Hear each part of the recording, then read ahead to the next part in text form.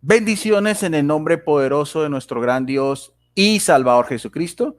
Les habla Guido Rojas, teólogo católico, transmitiendo en vivo y en directo desde la ciudad de Palmira, Valle del Cauca, Colombia. Vamos a tener en esta ocasión un especialísimo, la invitado de lujo, el doctor Yatensi Bonilla, que reside en Ecuador. Él se va a presentar. Vamos a tener un cuestionario muy interesante, más o menos de 1 hora, sobre el tema de la Biblia, desde la academia, desde el mismo rigor científico. El doctor nos va a responder desde su mismo análisis objetivo y crítico. Entonces, le voy a dar primero la bienvenida al doctor Datensi Bonilla para que, por favor, se presente. Adelante, doctor. Bendiciones. Guido, un gusto, un placer estar con usted, saludarlo. Y oiga, qué tierra tan hermosa, Palmira. Y no sé si es hincha del América o del Deportivo Cali. Espero que sea del Cali, ¿sí o no? Bueno, Guido, muy contento estar con ustedes. He escuchado buenos comentarios sobre su persona en el programa. Un teólogo me hizo buenos comentarios y lo felicito por esta iniciativa de hacer debates, estudios, acercamientos, diálogos para enriquecer la academia teológica que siempre será pertinente. Gracias, doctor. Estoy ensayando un momentico el audio. Permítame un momentico. Bendiciones. Quería decirle a la gente que en este momento se está conectando, si por favor si me escuchan. En este momento, la gente que está entrando para mirar a ver si se escucha.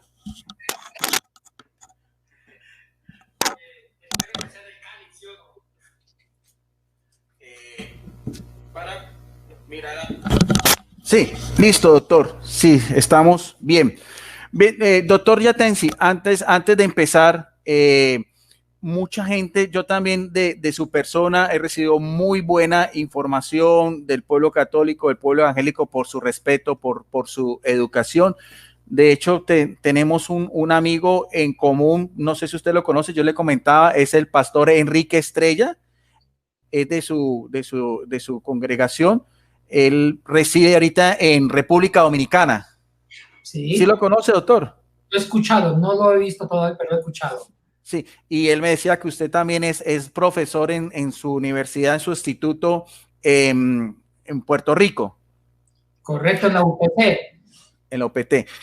Doctor Yatensi, antes de empezar, y si nos quiere dar una breve biografía de su persona, usted también es colombiano como yo, y alguna vez sabemos que fue un sacerdote católico, pero mucha gente no ha ahondado un poquito más en eso, doctor. Si usted realmente perteneció a la Compañía de Jesús o estuvo, ¿cómo fue su proceso de formación antes de ser un pastor de su iglesia pentecostés, doctor? Mire, soy de origen colombiano. Bueno, soy un mutante. Mi papá era colombiano, mi mamá ecuatoriana. Mi mamá nació en el Ecuador por el Valle del Chota, hacia la frontera con Colombia, por Tulcán, pero ella es ecuatoriana. De muy chica se fue a Colombia, se hizo monja salesiana, ella fue religiosa, después dejó los hábitos, hizo los votos perpetuos, dejó los hábitos, se casó con un opita neivano, mi papá, Rafael Bonilla, y ahí nació esta hermosa criatura que se llama hermosa.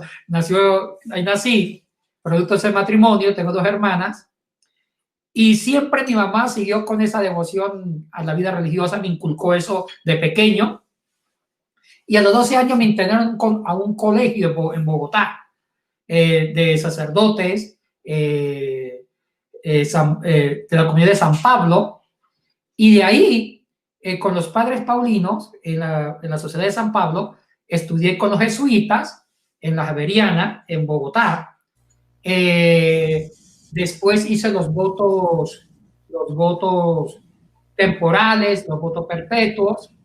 Y después hice todo mi estudio en Sagrada Escritura en lenguas antiguas. Estuve en Roma, regresé, vine de Ecuador y aquí me quedé. Y estando en el Ecuador, decidí ser pentecostal evangélico. ¿Por qué? Aquí hay una pregunta. Mire, yo soy muy respetuoso con la hermandad cristiana. De mí no van a escuchar un ataque a un católico, a un pentecostal, a un bautista. No, eso no es conmigo. No es conmigo. Me gusta respetar la riqueza, la diversidad de la hermandad cristiana. Católica, iglesias históricas como luterana, calvinista, bautistas, nazarenos, y por obvio yo soy pentecostal. Soy de las iglesias pentecostales, de la Iglesia de Dios. Amo mi denominación y me gusta su espiritualidad, por eso me dice pentecostal. Y después voy a decir por qué. Pero tengo un profundo respeto por la Iglesia católica, luterana, bautista. Discreparé y discrepo con muchas cosas de la Iglesia católica por la cual me salí, pero el hecho de que discrepe no significa que las ataque o la deteste o las haga sentir que son de Dios. No, no, no. Ese es y mira, mi formación académica es católica, jesuita o profesional, mi formación académica. Vengo de ese trasfondo, mi mamá era una monja, pero ahora soy un evangélico convencido, respetando la comunidad cristiana. Sí, sí. Doctor, usted me hace acordar a alguien que también fue muy conocido. Ustedes saben quién es el Francisco de la Cueva, que también fue un sacerdote español, experto en Sagradas Escrituras como su persona, en las lenguas originales, y él también hizo su proceso de conversión. Yo siempre digo también en conciencia, yo también soy muy respetuoso de eso porque el Espíritu Santo sopla donde quiera. Y yo veía en un video su conversión, que es como toda una película. Él decía que cuando su paso a la iglesia evangélica, por algunas razones, como usted mismo lo dice, muy personales, de cuestiones doctrinales, pero él decía que el hacerse evangélico no le daba a pie de hablar mal ni el Papa, ni de la Iglesia Católica, ni de María. ¿Es más o menos su misma línea, doctor? Sí, sí, sí. Francisco de la Cueva es un hombre respetuoso, una persona culta. Las personas cultas como él no son sectarios ni fanáticos. El fanatismo religioso es un pecado. Por eso es que un fanático católico o evangélico es lo peor. Yo creo que hay que mantener nuestra identidad. Yo tengo mi identidad evangélica y pentecostal, pero dispuesto al diálogo, a un diálogo fraterno, porque el dueño de la salvación no es la iglesia como tal, es Dios. Sí, interesante. Doctor, ¿y en ese proceso suyo de formación, usted se especializó en lenguas bíblicas? Sí, sí, esa es mi concentración. Y soy profesor de lenguas antiguas en diferentes partes, en diferentes centros académicos. Inclusive enseñé también en la Católica, aquí en el Ecuador. El griego, hebreo, estudié arameo y latín. Y las 4 lenguas bíblicas. El latín por la primera traducción que se hace a una lengua no tan bíblica, pero el latín tuvo una gran influencia con la Vulgata latina en la teología escolástica. Sí. Bien, doctor. Entonces, sin quitarle más tiempo, porque yo sé que su tiempo es muy valioso, usted más o menos me decía que tenía tiempo, 1 hora para esta entrevista. De antemano, le agradezco, doctor, su atención, su formalidad, de pronto los inconvenientes que hubo para que ahorita nos transmitiéramos, pero gracias por su paciencia. Veo en usted una persona muy humilde, muy sencilla. Hay personas que dicen que un erudito bíblico es por allá muy encumbrado, pero uno ve en usted una persona muy sencilla, muy humilde. ¿Usted ha conservado eso en su personalidad, doctor? Bueno, no sé si sea sencillo o no, pero una cosa sí sé, ¿de qué nos creemos? Mientras que la muerte exista, mientras que me tenga que envejecer, tenga que ir al baño, tenga que morir, ¿de qué me creo? Mientras que seamos barro, tenemos que ser sencillos. Bien, doctor, entonces entremos en materia. Tengo un cuestionario de 20 preguntas. Yo creo que yo lo he visto como usted en sus entrevistas habla de una manera muy sencilla que puede llegar al común de la gente. Es un cuestionario, doctor, donde usted puede tener toda la libertad de responder desde su misma academia, desde su misma formación, desde lo mismo de que es el rigor científico. Que este canal de doctores también de de esa misma cultura religiosa. Por lo tanto, el tema de la Biblia es un tema que nos apasiona a todos. Doctor, la primera pregunta, nosotros entendemos o escuchamos decir que la Biblia es inspirada por Dios, pero ¿cómo se desglosa más ese término, decir que es inspirada por Dios? Ay, Guido, nos metemos en camisa de 11 varas. Bueno, voy a diferenciar lo que la gente cree y lo que se cree en la academia. En el pueblo cristiano, ya sea católico o evangélico, casi que pensamos que la Biblia fue dictada por Dios, como una inspiración verbal. Siempre se habla de inspiración verbal y casi se entiende como un dictado oral, casi que Dios dictó al oído de los escritores. Y a veces pensamos que las traducciones al español, ya sea la mejor traducción del catolicismo o evangélica, es la versión de Dios. Pero en la academia esto ya tiene muchas modificaciones. En la academia se descubre que en la Biblia hay dos grandes temas que se conjugan: la palabra de Dios y la palabra humana. Esto es importante. ¿Cuál es la palabra de Dios? Lo que Dios quiso decir, lo que Dios quiso comunicar. Pero esa palabra de Dios no es absoluta en la Biblia, porque se conjuga la palabra humana, y ahí entra la cultura, la antropología del hombre de la Biblia, su cosmovisión, su forma de expresar, e inclusive Cristo o Dios nunca habló griego ni hebreo. Dios tiene su lengua divina. Y la lengua de Dios nadie la va a entender, porque una lengua es la expresión mental de una cultura o del que la habla. Y la lengua divina, esa lengua celestial, es perfecta como lo es el que la habla de Dios. Entonces Dios no va a hablarle al hombre en su lengua divina porque no lo va a entender, sino que Dios se adaptó a lenguas culturales, lenguas que fueron inventadas por los seres humanos, como un hebreo. Uy, el hebreo bíblico, es lo más arcaico que existe, nació del paleohebreo, nació en Canaán. En cambio, el griego es mucho más rico porque proviene del pensamiento filosófico griego. Entonces, ya el hecho de que se usen lenguas humanas como el griego, el hebreo, el arameo, ya estamos usando palabras de hombre. Inclusive la cosmovisión con que se plantean los relatos bíblicos, tanto del Nuevo como del Antiguo, hay mucha palabra humana, e inclusive mucho trasfondo cultural humano, como la poligamia, donde un patriarca tenía 4 mujeres, 3 mujeres. Era parte de la cultura oriental. Y Dios va corrigiendo esos parámetros culturales. Entonces, hay dos grandes parámetros que se conjugan: la palabra de Dios y la palabra humana. El problema, Guido, es separarlas. ¿Cuándo es Dios el que habla y cuándo es el hombre el que está dando interpretación? El error nuestro, Guido, es que cuando hacemos hermenéutica, volvemos palabra de Dios lo que es palabra humana. Y ese es un problema serio. Y nos metemos en retrasos culturales. Doctor, esa misma expresión, inspiración, en el hebreo y en el griego, el rúa, no sé, nefis, es decir, la respiración, el aliento de Dios, doctor. Sí, sí. Ahí viene la palabra rúa, que es como el soplo, el aliento. Sí, hay una inspiración de Dios.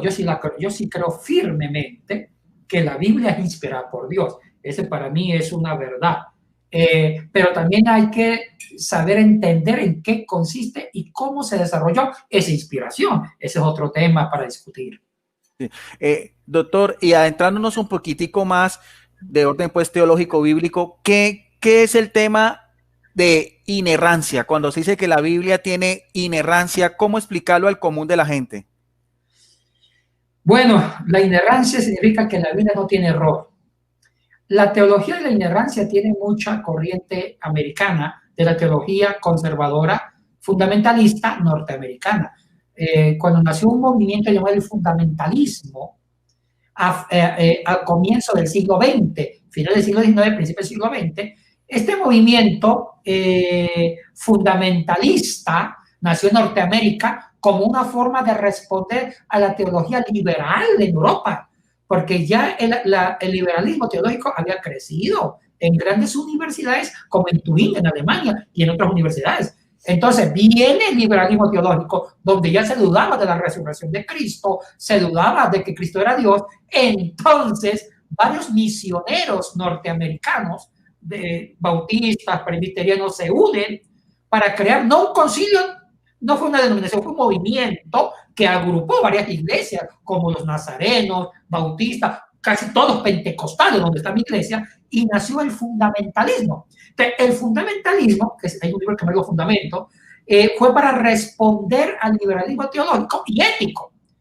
Y fueron ellos que hicieron una teología fundamentalista, y ellos fueron los que confesionaron, fundamentaron la idea de la inerrancia. La Biblia es palabra de Dios, no contiene, es palabra de Dios y nunca se equivoca.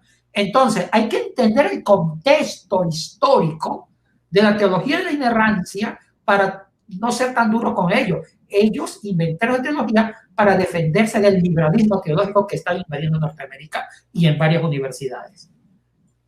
Y doctor, ¿y su línea teológica doctrinal es cuál más? ¿El lado conservador o el lado liberal en cuanto a lo que usted nos está hablando de la Biblia? ¿Cuál es su línea? Mire, Guido, yo visualizo 3 líneas. Puede ser más, pero quiero simplificar. Está una línea ortodoxa, que es conservadora. No es liberal, no es fundamentalista. La línea ortodoxa viene de los santos padres, de la patrística, de la escolástica, y agrupa a iglesias históricas y al catolicismo romano. La línea ortodoxa, que es la línea conservadora, está bien forjada por los 21 concilios ecuménicos que nacieron de Nicea hasta el Concilio Vaticano II. Es una línea que cree en la divinidad de Cristo, en la resurrección de Cristo. Es una línea que une a estas iglesias. Pero hay una línea liberal que no nació en el catolicismo romano, no. Nació en el racionalismo protestante del siglo XVII en Europa. Y hay que aceptarlo. Los que defendieron la teología liberal fueron algunas iglesias protestantes, como, bueno, Paulus, Strauss, después en el siglo XX, Bullman, Rudolf Bullman, Martín Dibelius. Ellos representan una teología liberal de iglesias históricas. Con la influencia del racionalismo, el racionalismo del siglo XVIII obligó, tiene cosas bonitas, Guido. Ese liberalismo teológico hay cosas lindas que a mí me gustan. Este liberalismo teológico obligó tratar de racionalizar los dogmas teológicos hasta el siglo XVI. Y obligó a usar el racionalismo para saber qué era mito o qué era verdad, y obligó a saber sobre el Jesús histórico. O sea, la teología liberal obligó a descubrir la verdad sobre Jesús y enfatizar estudios históricos sobre la persona y la obra de Jesús, y tratar de apartarse del Cristo de la Biblia, porque ellos dicen que el Cristo de la Biblia ya fue un Cristo dogmatizado, racional, fue un Cristo más de la fe, creado por la iglesia primitiva y por la escolástica. Entonces, el liberalismo teológico, los grandes teólogos liberales querían la verdad sobre Jesús y aplicaron el racionalismo a rajatabla, sobre todo la filosofía de René Descartes. ¿Se acuerda de este libro que se llama El discurso del método? Donde dice Descartes, para llegar a una verdad indudable hay que partir de la duda metódica y empezar a investigar el fenómeno de investigación y dividirlo en partecitas, investigar cada parte usando la razón. Y también empezaron a aparecer los aparatos científicos, los instrumentos demostrables. Entonces, todo eso ayudó que toda verdad debía ser comprobada con la razón y con la realidad. Entonces, ¿dónde aparecen los milagros? ¿Dónde quedó la resurrección de Cristo? El Mar Rojo. Y eso ya no empaquetaron como mitos. Eso fue un aporte de la teología liberal. Pero también, yo aquí la critico, tampoco es buena. Porque la teología liberal tuvo una ventaja, un mérito, que yo la aplaudo. Querer saber la verdad detrás de la Biblia. Querer saber sobre el Jesús histórico. Eso es algo muy noble de todo corazón humano, de buscar la verdad. Pero cometió un error. ¿Cuál fue el error? ver como verdad todo lo que el hombre mete en la razón. O sea, que lo que está fuera de la razón ya no es verdad, es mito. Lo único que es verdadero es lo que está manejado en la lógica de la razón. Y aquí nació un eslogan de Hegel en su libro La fenomenología del espíritu, que decía Hegel, todo lo real debe ser racional y lo racional debe ser real. O sea, que si usted racionaliza algo, debe demostrarlo. Y lo que demuestra debe ser racionalizarlo. Pero hay cosas que no se pueden demostrar, como la fe, la resurrección.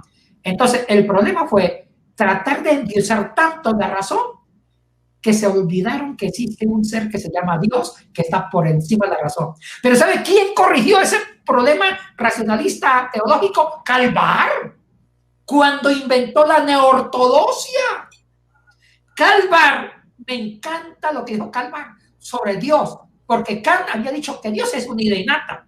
Los teólogos racionalistas habían dicho que Dios está en la razón, es como algo que el hombre inventó. Dijo Calvar, no, el hombre no es ningún ratón de laboratorio. Dios es el totalmente otro, es un eterno sujeto. Dios supera mi razón y es alguien que yo no puedo estudiar. Y el hecho de que la razón no sepa estudiar la naturaleza de Dios, Dios sigue siendo Dios. Esa parte es donde yo me alineo, la parte de la ortodoxia. Y hay otra parte que es la fundamentalista, que también es mala, las que se van al otro extremo liberal, que casi que lo que dice el hombre es también palabra de Dios, o sea, no diferencia entre palabra divina ni humana, y cae en un fundamentalismo ético que hasta que miren, eso fue grave, Guido. Las mujeres no podían usar pantalón ni maquillarse hace 30 años con las iglesias fundamentalistas. Eso es otro extremo. Yo no soy fundamentalista, tampoco soy liberal, yo soy de la línea neortodoxia conservadora. Interesante. Hasta usted se me adelantó unas preguntas que tenía ahí, pero bien. Doctor, haciendo la salvedad, usted decía Karl Barth, ese fue un teólogo calvinista, ¿no, doctor? Porque como hay mucha gente que no conoce esto, entonces claro, usted, su nivel es muy alto, a veces hay gente que de pronto se puede perder. Doctor, en esa misma línea, ¿cómo nos puede explicar usted de una manera sencilla, como lo está haciendo usted, qué es la exégesis y qué es la hermenéutica? Buena pregunta, Guido. Buena pregunta. Ahí me sirven una. No. Hay una gran diferencia. ¿Qué es la hermenéutica? Definamos. La hermenéutica es el arte de la interpretación. Escuchen bien. La hermenéutica tiene su propia naturaleza. Es el arte de la interpretación, pero no significa ciencia. La hermenéutica tiene dos características. Una de ellas es la precomprensión, que es el que interpreta, acomoda la interpretación a su propia estructura. Política, género, sexualidad, emociones, como sea.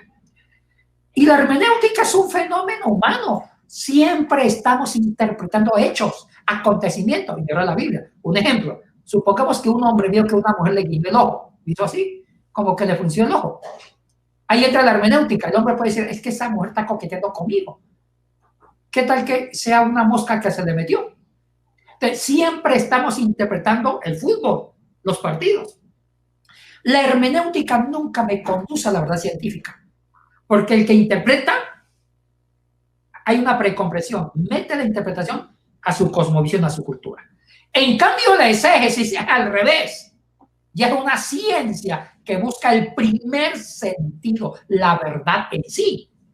Ya no busca meter la realidad a su estructura, sino despojarse de su estructura cultural y contemplar la verdad en sí misma. Y la exégesis bíblica es esa. La hermenéutica, usted lee el texto y lo entiende de su manera. Aquí no importa la traducción ni la versión. Usted lee, hace la lectura bíblica y lo interpreta. Por eso es que de un mismo texto puede salir más de 20.000 hermenéuticas. Depende de quién lee. En cambio, la exégesis es construir lo que quiso decir el autor. Y para eso hay que ir a la lengua original, a los manuscritos más antiguos, a la cosmovisión antigua, hay que leer mucho sobre cultura bíblica, tratar de reconstruir el primer sentido, lo que quiso decir el autor sagrado. Y eso es otra cosa, eso ya es ciencia. Entonces, esa es la diferencia. ¿Sabe cuál es el problema de nosotros los cristianos, Guido? Que nosotros tratamos de hacer que la hermenéutica sea exégesis. Interpretamos cosas. Ah, es que esto dijo Dios. Esto dice la Biblia. No, un momentito, eso puede ser su interpretación. mas no necesariamente sea la verdad en sí. Doctor, y ahí viene algo que me parece lo que usted dice bien delicado, que es lo de la interpretación. Eso es lo que a mí siempre, pues, gente, por ejemplo, como usted que conoce los idiomas originales y todo eso, pero si se hiciera, por ejemplo, un congreso, por ejemplo, de eruditos bíblicos de diferentes ramas ante un texto bíblico, como usted mismo le dice, cada uno le daría su interpretación.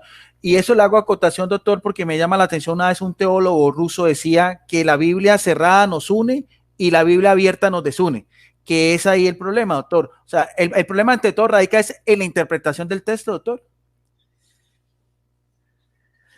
Sí, el problema es la forma con que interpretamos los textos. Hay varios niveles de hermenéutica. La hermenéutica no es mala, es buena. El problema es que el que hace hermenéutica y sabe que está interpretando, no es dueño de ninguna verdad, está interpretando. Le hace decir al texto lo que el texto tal vez nunca dijo en el exégesis. Entonces, si lo interpreta un fanático religioso, ay Dios mío, un fanático religioso haciendo hermenéutica puede violar los derechos humanos. Por lo menos había un asesino en Estados Unidos, en California creo, un fanático religioso que mataba orientales porque la Biblia, porque el ángel de Jehová mataba gente que no era judía. En nombre de la Biblia del Antiguo Testamento mataba. E inclusive un pastor que embarazó a 2 chicas siguiendo el ejemplo de Abraham, porque la mujer original no le daba hijos y usó a una esclava Agar, entre comillas. Entonces, una Biblia, si hay personas que no tienen formación académica y hacen hermenéutica sin estudio previo, es peligroso, porque hay textos que son peligrosos. Pero eso sobre el machismo. Las hermenéuticas machistas son las más peligrosas porque están denigrando a la mujer. Ese es otro problema. Doctor, una frase que se hizo muy común en la época de la reforma con Martín, usted me corrige o me dice si es, él decía que la Biblia cualquier persona la puede interpretar, desde un niño hasta un campesino. Pero por otro lado también veíamos también las disputas teológicas de Martín Lutero con los anabatistas y también con Juan Calvino. ¿Cuál es su opinión, doctor? Bueno, también Lutero tuvo su postura bien fundamental, bueno, muy conservadora, y también él también fue radical en sus posturas. Él también, mire, esto es fuerte. Yo admiro a Lutero, un gran reformador, pero no es Dios. Los grandes líderes religiosos o políticos, los grandes seres humanos, también se equivocan. Y yo lo sigo por los grandes aportes. Lutero cometió errores, porque por el afán de discutir con los anabatistas, también los persiguió, porque es que esto fue grave. Los anabatistas se llaman anabatistas por el segundo bautismo. Ellos fueron los que impulsaron con Conrad Grebel, volver a bautizar. Repasemos la historia. Cuando Enrico Zwinglio en Zúrich, cuando Juan Calvino en Ginebra con Guillermo Farel hicieron las reformas, y muy bien hechas, tanto religiosas como políticas, ellos respetaron el bautismo católico romano. Sí, ellos no dictaron reglas para volver a rebautizar a los que estaban bautizados. El problema de ellos no era invalidar el bautismo de niños, no. Hasta Martín Lutero conservó el bautismo de niños. ¿Sabe quiénes fueron los reformadores radicales? Los anabatistas, como Conrad Grebel, que ya empezaron a cuestionar la efectividad de un bautismo de niños, porque el niño no era consciente de recibir el sacramento del bautismo, dijeron deben ser adultos. Entonces empezaron a rebautizar los bautizados. Y ese rebautismo fue descalificado por los calvinistas, por Martín Lutero, por todos los protestantes del siglo XVI, e inclusive se resucitaron las leyes imperiales, porque antiguamente ya el rebautismo era un delito, era una herejía. Entonces la Iglesia Católica con las iglesias históricas persiguieron a los anabatistas, tanto católicos como luteranos. Eso es una gran verdad.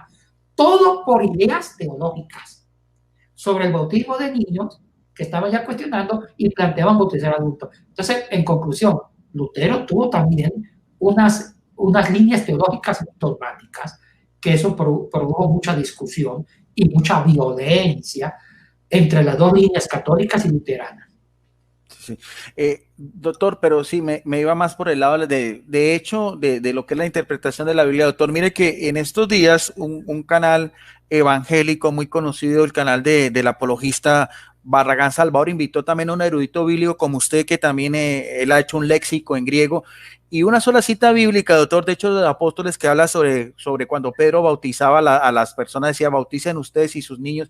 Bueno, en cito ese contexto, ese mismo erudito, doctor, decía que de ese texto habían 5 interpretaciones diferentes. O sea, volvemos a lo mismo. Es ahí entonces donde radica el problema con la interpretación de la Biblia. O sea, el biblista, por ejemplo, católico va a decir una cosa, el biblista bautista puede decir otra cosa, el biblista calvinista va a decir otra cosa, y de pronto el biblista adventista o de otra va a decir otra cosa, doctor. De acuerdo. Esa es la naturaleza de la hermenéutica. La hermenéutica permite muchas lecturas sobre una misma realidad. Eso es una gran verdad. ¿Qué hacemos con esto? Respetarnos. Siempre y cuando las interpretaciones no violen los derechos humanos. Siempre y cuando las interpretaciones no discriminen. Siempre y cuando las interpretaciones no causen daño a otros. Es la riqueza hermenéutica. Hay que respetar. Por lo menos hay un tema muy discutido sobre el Apocalipsis. Las iglesias conservadoras creen en el arrebatamiento. La iglesia católica, como la luterana, en la parucía, segunda venida, que es con la muerte. Entonces, sobre un mismo texto hay diferentes doctrinas escatológicas. Algunos defienden el arrebatamiento, otros defienden la segunda venida de Cristo, y otros dicen que Cristo nos arrebata cuando nos muramos. Hay tantas interpretaciones.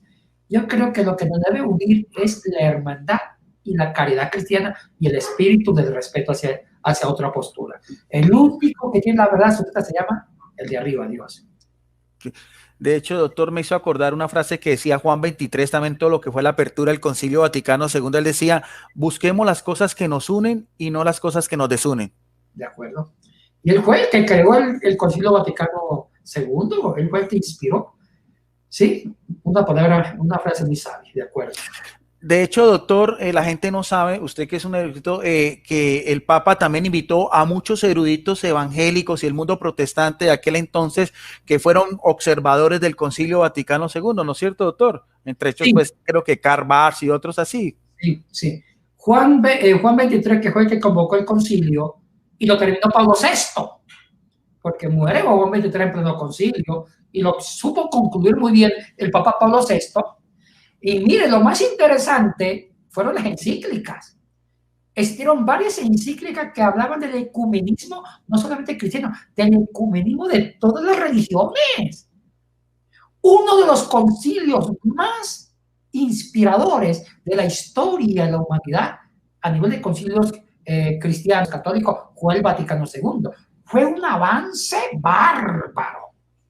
Y uno de los avances fue el diálogo ecuménico.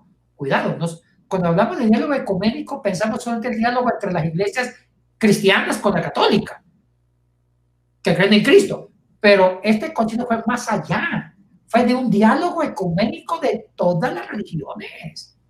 Entonces fue un concilio muy inspirador. Estuvieron teólogos protestantes como Karl Barth, teólogos inclusive observadores de otras religiones. Esto fue interesante y fue una riqueza teológica, cultural muy, muy enriquecedora. De hecho, se sacó una constitución dogmática que es la Dei Verbum, que también habla un poco sobre todo lo que es las Sagradas Escrituras y todo. Sí.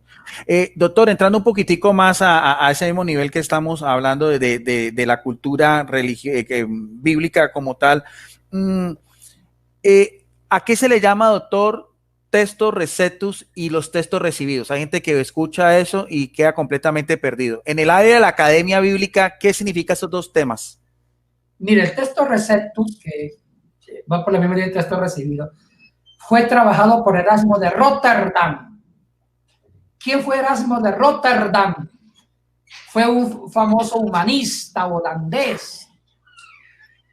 Y Erasmo fue para mí el padre ideológico de la Reforma, aunque murió católico. Él fue el que inspiró en el cerebro de Martín Lutero y también de otros reformadores, y se sospecha que también de Ulrico Zwinglio, el reformador de Zúrich. Erasmo de Rotterdam fue un humanista, y él tenía una teología de volver a los originales. Pero una de las contribuciones, aparte de en la filosofía y la antropología, y fue el que creó la reforma protestante a nivel ideológico, él hizo un trabajo de alta envergadura en el texto bíblico, solamente en el Nuevo Testamento griego. ¿En qué consistió? Hasta Erasmo de Rotterdam no había un texto griego que unificara todos los manuscritos habidos y por haber del Nuevo Testamento. De hecho, los apóstoles habían más de 100 manuscritos de diferentes fuentes de hechos en griego. De Mateo lo mismo, muchos manuscritos en griego. Pero no había un Nuevo Testamento que trataran de tomar los 200 manuscritos de hechos y amalgamarlo en un solo texto de hechos. Eso lo hizo Erasmo de Rotterdam. Erasmo de Rotterdam tomó todos los manuscritos del Nuevo Testamento, de libro por libro, y los estandarizó, los acopló y publicó en el año de 1516 el Nuevo Testamento en griego, que es lo que se llama el famoso Textus Receptus. El Texto Receptus es de Erasmo de Rotterdam, solamente para el Nuevo Testamento, publicado en el año de 1516. Entonces, ¿qué pasó? Lo que hizo Erasmo de Rotterdam fue un aporte académico bárbaro, porque las traducciones que se hicieron a partir de ahí, del griego al alemán, al español, como el caso de la Biblia de Doso, después la Reina Valera, y a otras lenguas, fue del Texto Receptus del Nuevo Testamento. En cuanto al Antiguo Testamento, se usó los textos masoréticos, que ese, como diría mi amiga Yadesi Rodríguez, venezolana, es un chichón. Es un chichón, o sea, es un problema. Entonces, porque había varios textos masoréticos antiguos, pero hablemos de Receptus. Entonces, aclaremos conceptos. El texto Receptus solamente hace referencia al Nuevo Testamento, no al Antiguo, y es lo que hizo el gran Erasmo de Rotterdam en el año de 1516. Ahora, ya el texto Receptus está caduco. Porque ahorita, con la alta crítica y con los grandes estudios en Biblia y con las grandes universidades que han formado arqueología bíblica y con los descubrimientos de nuevos papiros, aparece el aparato crítico diciendo que hay otros textos que Erasmo de Rotterdam nunca conoció.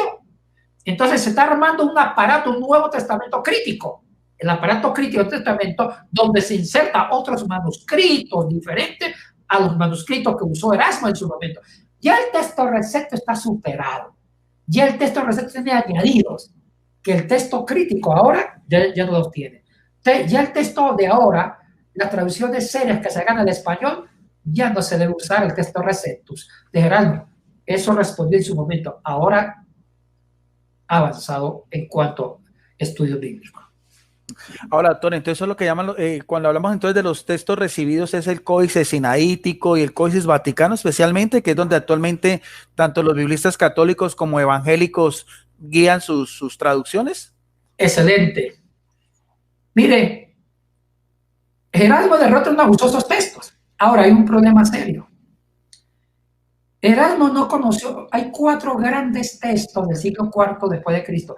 Diferenciamos entre un papiro y un códice.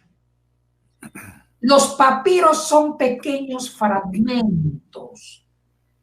Son pequeños fragmentos sobre un texto de la Biblia, sea Antiguo o Nuevo Testamento, cercano al original, en papiro. En cambio, los códices son versiones de la Biblia en las lenguas originales en forma completa, casi todo el texto bíblico. Y hay 4 grandes códices del siglo III y IV, los más antiguos. Es el Vaticanus, que se descubrió en el Vaticano, pero él lleva el nombre de Vaticano. El Sinaítico, se descubrió en un convento en el monte Sinaí. El Alejandrino, se descubrió perdido en la biblioteca de Alejandría. Y el reescrito de Sanefrén, que es un palincesto, que es un palincesto. Viene una palabra, dos raíces griegas de palincesto, pali, de nuevo, cesto, viene del verbo sau, en griego, significa raspar de nuevo. Entonces, ese reescrito o el palincesto de Sanefrén, resulta que ahí estaba la Biblia, pero un santo raspó el pergamino, lo raspó para colocar las obras de Sanefrén. Y los eruditos descubren que el primer texto fue la Biblia. Entonces parece más palincesto. Esos son los 4 manuscritos más antiguos. Posiblemente el mismo Erasmo no los usó, porque 2 de ellos él no los conocía. Usó otros manuscritos que no se sabe cuáles fueron. Pero bueno, esos son los 4 manuscritos que todavía siguen siendo los códices más antiguos, aunque ya hay otros códices, como el Rosiononsis, que es otro códice bastante famoso. Y doctor, y en el mundo evangélico tengo entendido que hay biblistas en sus traducciones que todavía se basan en el texto Recetus, creo que son la Reina Valera, usted me corregirá, y hay otras versiones como la Nueva Versión Internacional que se van a los textos recibidos. Sí, la Reina Valera, mire, yo soy un evangélico a hueso colorado, un pentecostal a hueso colorado, pero también soy crítico con mi misma iglesia en el buen sentido de la palabra. Así como critico la erudición católica, también critico la mía, de mi iglesia. La Reina Valera ha sido una versión muy usada por Dios. La Reina Valera es una versión que Dios la ha usado tanto que millones de hombres y mujeres se han convertido con la Reina Valera. Yo la aplaudo y yo veo la misericordia salvadora de Dios. Dios ha salvado vidas con esa versión. Pero si la sometemos al lente crítico, hay malas traducciones.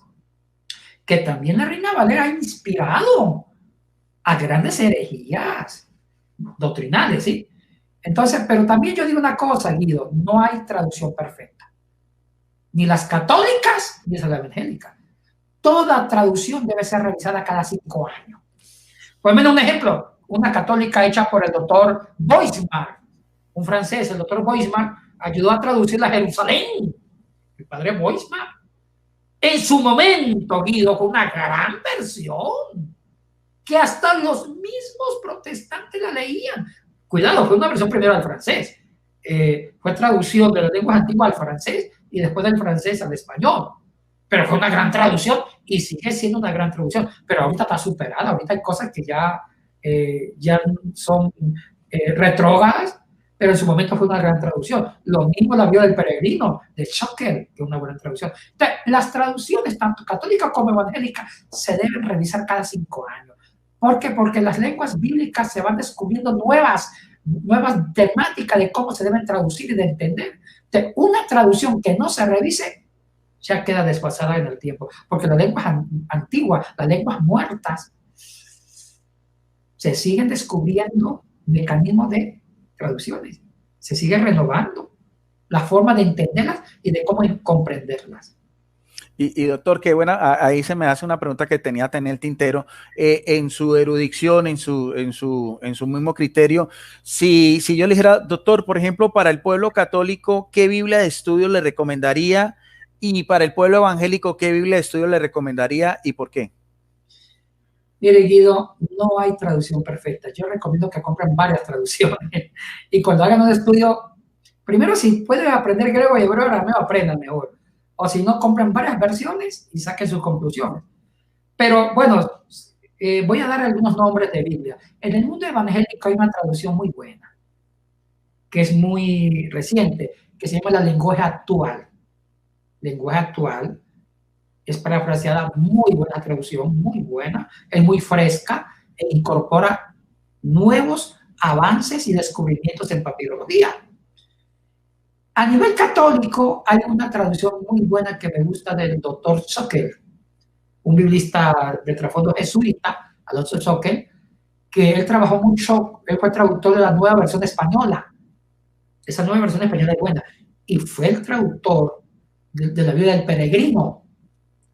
Tremenda traducción, tremenda traducción. Y siempre me ha encantado la Biblia de Jerusalén, siempre. Católica muy buena. Y protestante, la lenguaje actual.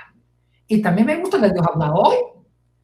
La Dios habla hoy fue una Biblia ecuménica para católicos y protestantes muy bien lograda, Muy bien traducida, sí, sí, bastante buena.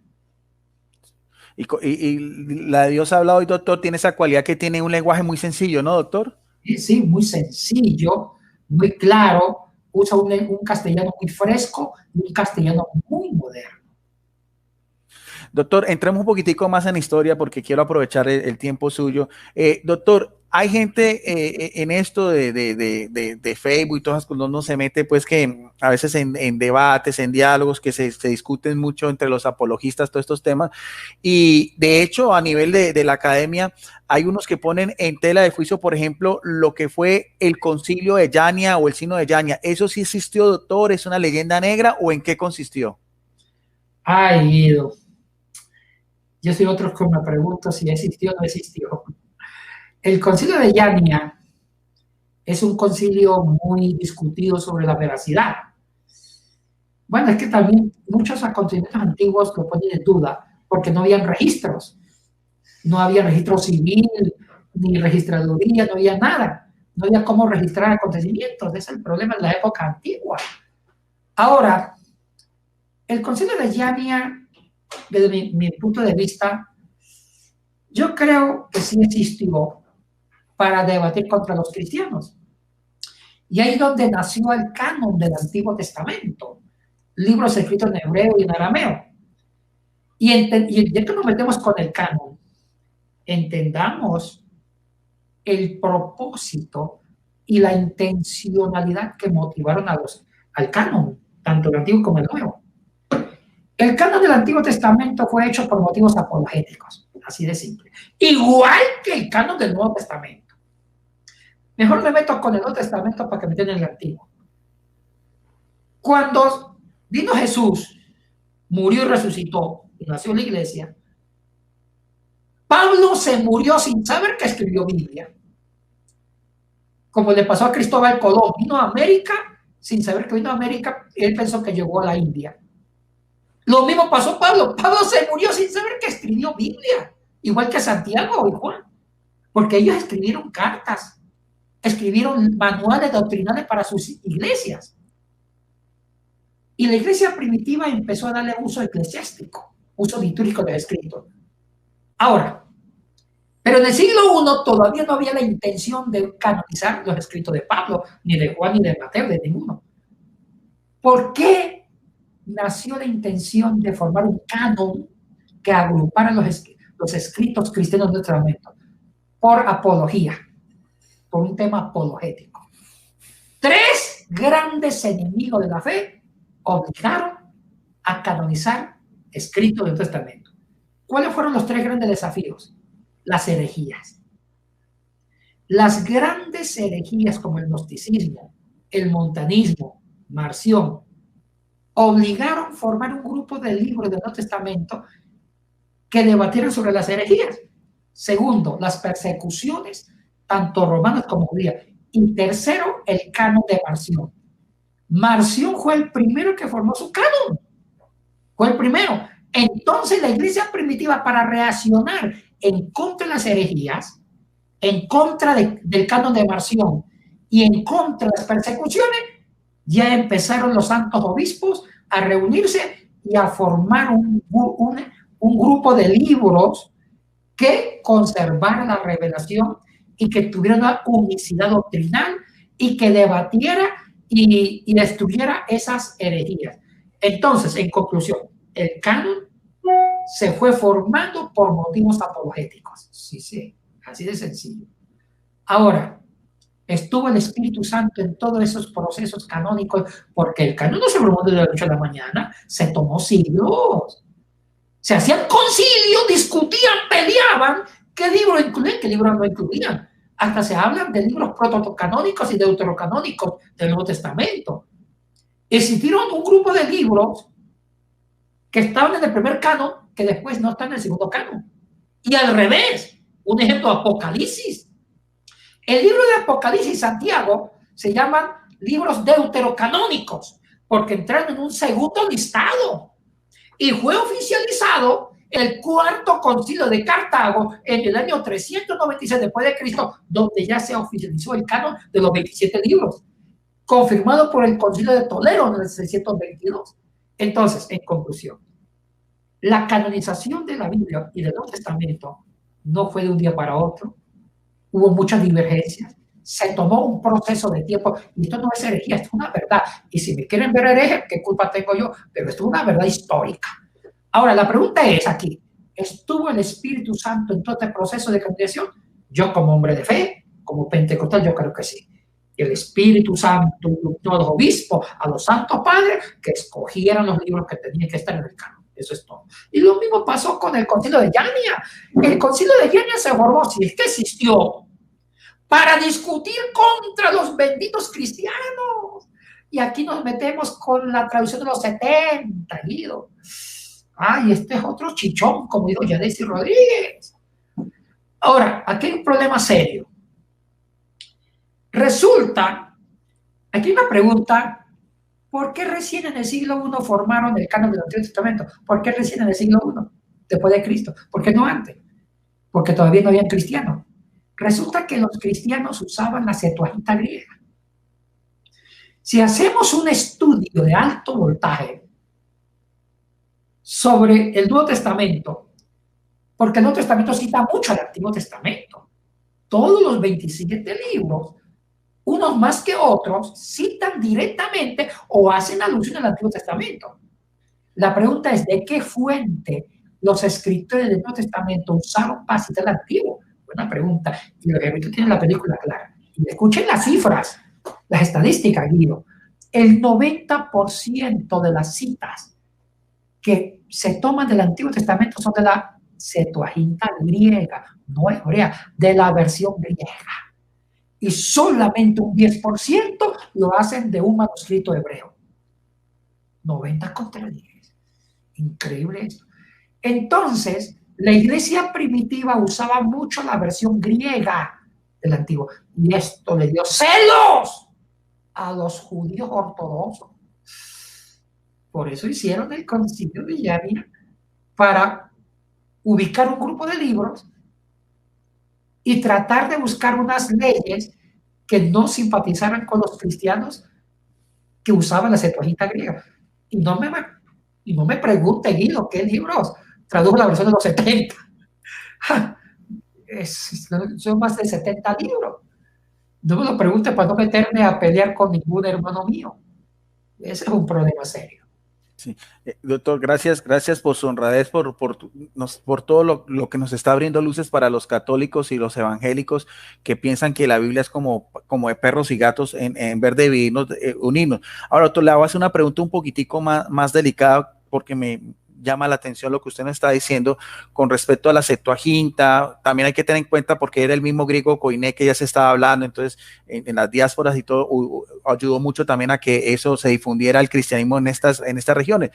Doctor, usted mismo lo decía, si los primeros cristianos utilizaban la Septuaginta, ¿a qué se ve, por ejemplo, que Martín Lutero, la Reforma Protestante y las demás iglesias se vayan por el canon palestinense? ¿Cuál es esa disyuntiva ahí, doctor? ¿Sabe que también es complicado esto? Es complicado.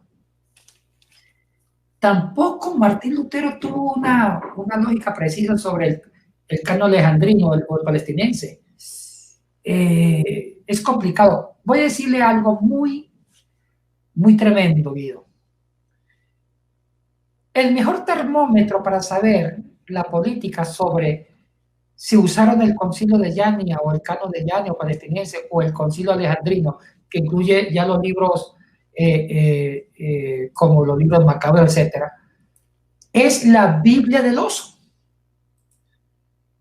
En el año, si la memoria no me falla, y si me falla me puede corregir Guido, la primera edición de una Biblia en español protestante fue la versión de la Biblia del oso en el año de 1569, trabajada por el sacerdote católico, ahora protestante,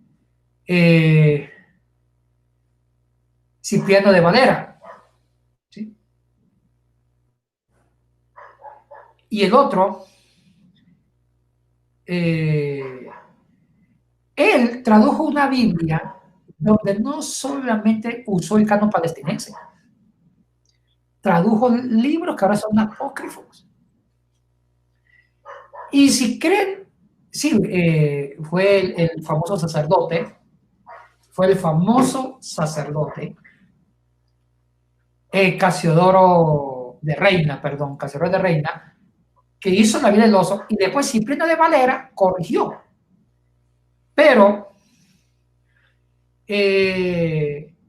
Casiodoro de Reina, él usó manuscritos que también incluían libros que ahora son apócrifos.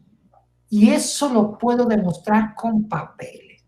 Resulta que el CEMISUR tiene en el Museo de la Biblia uno de los 2000 ejemplares que se publicó en la primera edición al español de 1569. Y si usted revisa la Biblia del oso, no solamente está el canon palestinense, están más libros del Antiguo Testamento, hasta los famosos salmos hasta las famosas frases de Salomón. Sí. Está el resto del libro de Daniel, otra parte de Daniel que he considerado apócrifo. O sea que en ese momento Casiodoro no hizo la diferencia entre el canon palestinense y libros apócrifos. Y esto que yo digo es una verdad que le puedo enseñar con la Biblia del oso. Inclusive la Biblia del oso está en nuevas ediciones modernas. Están esos libros ahí. La pregunta es, oiga, pero era protestante, ¿por qué Casiodoro hizo eso? Porque ni los primeros protestantes estaban atacando a los libros que ustedes se llaman deuterocanónicos apócrifos, ¿no? Todavía no había un dictamen protestante sobre qué libro sí o qué libro no. No había. Eso fue ¿sabe quién fue el que ya fue más selecto? Fue el que hizo la segunda revisión. Fue el famoso Valera. Con Valera ya usó más el canon palestinense. Entonces, decir que los evangélicos en un primer momento descartó los libros deuterocanónicos que ahora se llaman apócrifos es una mentira que no es académica. Eso, a mí cuando escucho eso, me da una rabia que algunos, para ganar el debate, digan, los protestantes usamos de entrada la versión palestinense. No es así, no es así. Porque la Biblia del oso, que fue la primera revisión protestante, también incluía libros que ahora sí son apócrifos o deuterocanónicos, lo incluyen. Y lo puedo demostrar, Guido. No puedo porque nosotros en el Museo de la Biblia del CEMISUR tenemos una de las copias de la Biblia del oso. Y ahí están esos libros, ¿qué culpa tengo yo? Entonces, se está formando una falsa erudición de la nada.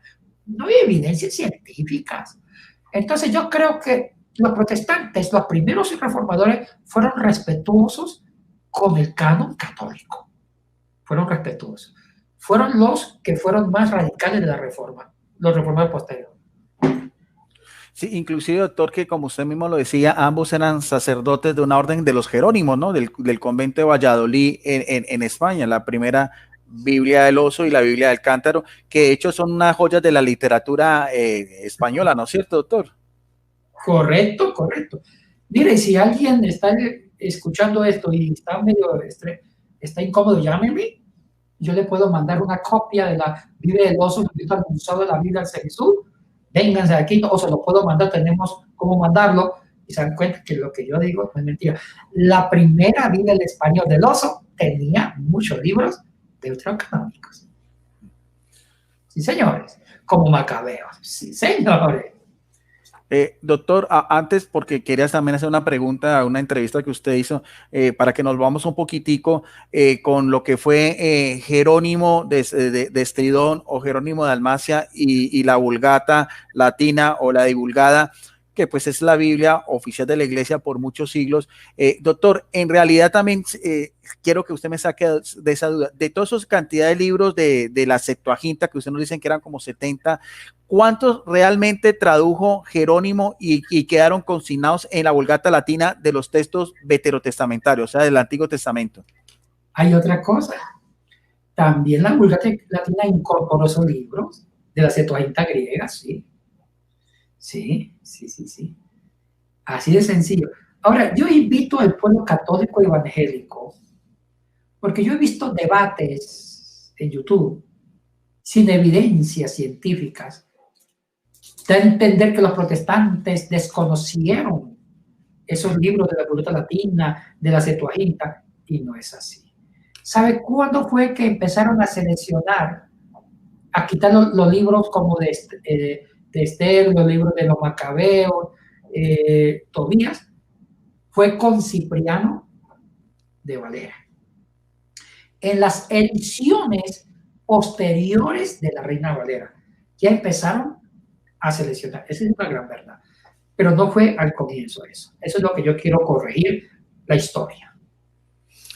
Doctor, pero quería que me enfatizara un poquitico pero de Jerónimo en la Vulgata Latina tenía los 46 libros que nosotros consideramos pues los deuterocanónicos también. Sí. Correcto. Ni más ni menos. Ni más ni menos. Sí. Bueno. Ahora, doctor, una vez le he escuchado a usted, porque usted hacía unos programas anteriormente con unos hermanos suyos, creo que Daniel Diamond, algo así, eso. Y usted decía, bueno, eso fue hace años, usted decía que también, eso quiero que me saque una duda, usted decía que estos dos ex sacerdotes, estos dos Jerónimos, habían en su traducción pues de la Reina Valera, la Biblia del Oso, acláreme bien, usted decía que ellos habían utilizado la Vulgata Latina, pero tengo entendido yo que hay otras partes donde dice que ellos se fueron a los textos en griego de Erasmo de Rotterdam. Al fin, ¿cómo es esa cuestión, doctor? Bueno, usted se refiere a la Biblia del Oso que hizo Casiodoro de Reina.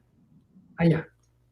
Ya entendí la pregunta. Mire, la tradición dice que Casiodoro de Reina, cuando hizo la primera versión de la Biblia del Oso, en 1569, dice que usaron el texto usó el texto masorético del Antiguo Testamento, en hebreo. Y para el Nuevo Testamento, el texto Receptus de Erasmo de Rotterdam. Yo personalmente discrepo. ¿Por qué? Porque primero Casiodoro de Reina no era un erudito en hebreo, ni en arameo, ni en griego. Era un curita español que sabía latín, de los Jerónimos. Y para la Iglesia Católica medieval, la Biblia que usaban para la investigación era la Vulgata Latina. Se había convertido en la Biblia casi inspirada por Dios, el texto latino. Ahora, es muy seguro, casi seguro, según las investigaciones filológicas, lingüísticas de la Biblia del Oso, que Casiodoro de Reina usó mucho la Biblia de la Vulgata Latina. Hay una traducción más del latín al castellano. ¿Por qué? Porque los mismos añadidos que tiene la Vulgata la tiene la Biblia del Oso y también la Reina Valera. Entonces, yo me atrevo a decir, ¿cuál es mi postura? Mi postura es la siguiente, que Casiodoro sí usó como fuente primaria la Vulgata Latina en latín para traducirlo al castellano. Por eso también se explica que se tradujo libros deuterocanónicos, por eso, por la influencia de la Vulgata. Y número dos, que sí, que de pronto consultó el texto hebreo del Antiguo Testamento, los masoretas, es muy posible, y que consultó el texto recepto del Antiguo Testamento, sí. O sea que Casiodoro usó varias fuentes, pero para mí la fuente principal fue el texto latino, la Vulgata, con fuentes secundarias como el texto recepto del Nuevo Testamento y también el antiguo, el texto masorético. ¿Por qué? Cuando yo era estudiante, y sí, el profesor nos mandó a hacer esa investigación, hay una similitud muy grande entre el texto latino y la versión del Oso, o lo que ahorita se llama la Reina Valera. Doctor, tengo entendido también que en el mundo inglés también de lo que fue la Reforma Protestante, esa otra gran Biblia que también es una joya, la literatura inglesa, que es la Biblia del Rey Jaime, o la King James, como se le dice, esa Biblia inicialmente también tenía los deuterocanónicos, doctor. También. Es lo mismo, o sea, la versión del inglés al español la misma. Esa Biblia del Rey Jaime es muy parecida a la Reina Valera, es muy similar. Y doctor, que eso también se discute tanto en el medio apologético, ¿qué tanto influyó entonces las Sociedades Bíblicas Unidas para quitar los deuterocanónicos de todas estas versiones evangélicas? Mucho. Y mire, yo trabajé con la Sociedad Bíblica en el Ecuador, fui el vicepresidente del directorio, y eso lo hablamos en Cartagena de India, una vez que estuvimos reunidos todos los presidentes y vicepresidentes de los directorios de América Latina. Eso se habló. Nosotros mismos reconocimos la influencia de la sociedad bíblica inglesa en esta separación. Ahora, sí, doctor, siga, bien pueda. Ahora, eso ahorita me tiene sin cuidado. Yo respeto mucho el criterio protestante villatense. ¿Cuál es su dictamen? ¿Cuál es su pensamiento final? ¿A cuál versión le cree? Y yo, todo lo que sea palabra de Dios, yo le creo. Ahora, yo me uno a mi Reina Valera. Yo defiendo a mi Reina Valera porque es la versión que usa mi iglesia de Dios, mi gente, mi pueblo. Yo la uso, yo predico con esa versión, porque es la que usa mi iglesia. Pero no soy tonto, no soy tonto. También respeto mucho la Jerusalén, me encanta, pero no soy tonto. Porque si quieren saber la verdad, léanse los originales, pero también ya desaparecieron. Entonces, ahora, y quiero dar una exhortación muy cristiana. Hay una pelea entre católicos y evangélicos por los libros apócrifos o deuterocanónicos. Yo los llamo al respeto. Hay evidencias históricas de por qué se excluyeron o no se excluyeron. Si los católicos usan lo deuterocanónico, respetemos, porque ellos tienen mucho fundamento histórico para usarlos. El Antiguo Testamento, la Septuaginta usaban esos libros, la Nueva Vulgata Latina, hasta la vida de Dawson la usó también. Si ahora los evangélicos quitan esos libros, también respeto ese criterio, también tienen sus criterios, tienen su discernimiento. Entonces yo creo que debe existir la hermandad y el respeto, que es lo que debe caracterizar. Y la salvación no se gana desacreditando una versión u otra. La salvación se gana por otras maniobras. La salvación se gana por el amor, por el respeto y por la fe en Dios, en Jesucristo. Doctor, eso refleja, con todo respeto, una persona como usted que es culta, educada y academia, que no se deja llegar por ese tipo de fanatismos y que con lo cual estoy completamente de acuerdo. De hecho, en el diccionario bíblico enciclopédico ilustrado de un erudito que usted debe conocer, Alfonso Ropero, él también decía eso, él también decía, respetemos también estos deuterocanónicos que de todas maneras nos pueden enriquecer cuando una persona como usted está firmemente convencido de lo que es y en dónde está. ¿De acuerdo? Yo tengo mi fe puesta en Jesucristo y punto. Nadie me mueve de ahí. Doctor, dos preguntas históricas antes de ir concluyendo para no quitarles más tiempo que se me habían olvidado. En ese mismo contexto, lo que fueron la iglesia primitiva, ¿qué fue la Vetus Latina, doctor? ¿Y cuántos libros contenía? La Vetus Latina fue una traducción más anterior que la Vulgata Latina. La Vetus Latina se hizo en el siglo II después de Cristo. 2 siglos más vieja que la Vulgata Latina. Y la Vetus Latina trabajaron varios santos padres. Y mire, no fue una traducción intencional, sino que fueron varios grupos de libros que se tradujeron y se unieron. Fue como un conglomerado de libros de la Biblia que se unieron y nació la Vetus Latina, y no lo hizo un traductor en especial, sino un grupo de traductores. Ahora, también se tradujo mucho, se tradujo los libros deuterocanónicos y contienen una influencia mucho de la Septuaginta griega para el Antiguo Testamento. Eso es una gran verdad. Y posiblemente San Jerónimo, cuando tradujo, hizo la Vulgata Latina, usó mucho la Vetus Latina. Hay una influencia de la Vetus Latina en la Vulgata Latina. Y doctor, díganos usted, hay algunos apologistas pues, de esa línea evangélica, pues que discuten mucho, que los he escuchado mucho decir que ponen en tela de juicio el Códice de Muratori. ¿Existió un Códice Muratori, doctor? Sí, igual que el Códice de Hammurabi. Esos códices han existido, sí, sí. Pero el Códice Muratori, doctor, es una primera lista de los libros del Nuevo Testamento, doctor. Es una primera lista del Nuevo Testamento, fue como la base del canon del Nuevo Testamento. Fue la base, pero bueno, es como el canon incipiente, era bastante reducido. Y muchos dicen que en el Código Muratorio existía la Didaché. Muchos críticos dicen que la Didaché era el pastelito que adornaba el Código Muratorio. de hecho, doctor, ya para ir finalizando, creo que también en el Códice Vaticano, el Códice Sinaítico también incluían lo que era el Pastor de Hermes y las cartas de Clemente de Roma, doctor. Mire, en los primeros listados del Nuevo Testamento se incluían varios libros de los Santos Padres, como la Didache o Didache, algún escrito del Pastor de Hermes y también algunas cartas de Ignacio de Antioquía. ¿Sí? Entonces, es por eso que la historia separó los escritos de los Santos Padres con los escritos apostólicos. Bueno, hay mucha historia sobre esto que en otro programa podemos discutirlo, Guido.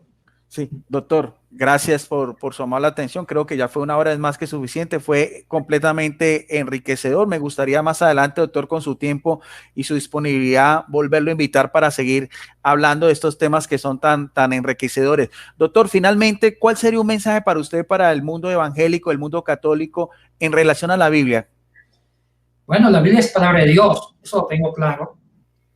La Biblia nos inspira, nos instruye y nos da idea de la revelación divina, pero tenemos que saberla estudiar con un criterio y separar lo que es palabra de Dios y palabra humana. Eso es para mí importante. Guido, si usted me lo permite, una pequeña publicidad. Yo escribí un libro sobre la historia del texto bíblico, hice un libro sobre toda la historia de los manuscritos bíblicos que se llama Descubriendo el misterio del texto bíblico. Si a alguno le interesa, está en Amazon, con Yatensi Bonilla, se llama Descubriendo el misterio del texto bíblico. Es un libro que es una enciclopedia de la Biblia. Justo hablo sobre lo que acabamos de hablar, sobre la historia de los concilios para conocer la Biblia. Interesante. Doctor, para finalizar, no quitándole más tiempo, porque usted, aparte de ser un académico, es un ministro, es un pastor, ¿nos puede guiar en una oración final para concluir esta emisión, doctor? Con mucho gusto, Guido. Oh, amado Dios, te damos gracias, Señor, por este espacio, por este diálogo con mi hermano y amigo Guido, Señor. Que nos dé sabiduría para saber discutir, para saber dialogar, dentro de un espíritu conciliador, no descalificarnos, no, sino un espíritu de hermandad cristiana, Señor. Bendiga a todos los estudiantes de la Biblia, que descubramos la voluntad de Dios a través de estos escritos inspiracionales. Gracias te damos en el nombre de Jesús. Amén. Gracias, doctor. Le cuento, doctor, que es casi que me anticipo lo que usted ha hecho. Para muchos va a ser unas luces y para otras van a ser unas ampollas por todo lo que usted dijo, por su misma honradez académica y todo por lo que, pero usted nos habló con lo que es la verdad y lo que es la misma ciencia que usted ha estudiado y que ha dedicado, pues me imagino, toda la pasión de su vida por tantos años. Doctor, un saludo especialísimo, fraterno, en el nombre de Cristo Jesús desde Palmira, Valle del Cauca, extensivo para usted, para la comunidad de su iglesia, y espero, doctor, más adelante que por favor me conceda también el honor de volverlo a tener acá para seguir hablando de estos temas que nos enriquecen la fe. Gracias, doctor, bendiciones. Gracias, Guido, un gusto saludarlo y conocerlo, muchas bendiciones. Gracias, doctor.